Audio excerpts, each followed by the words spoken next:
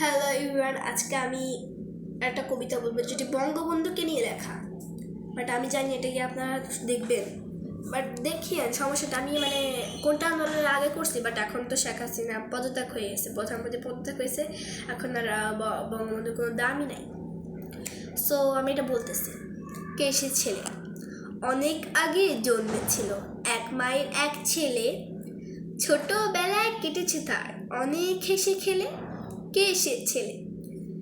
যার ডাকনাম খোকা, দেখে মনে হয় বেশ বোকা, তবে কে জানতো সে যে হবে এদেশের নেতা। সেই তো ধরেছে বাঙালির মাথায় ছাতা, তার কথা শুনলে বাঙালি চিরশান্তি পান। কে সে ছেলে? যার নাম শেখ মুজিবুর রহমান।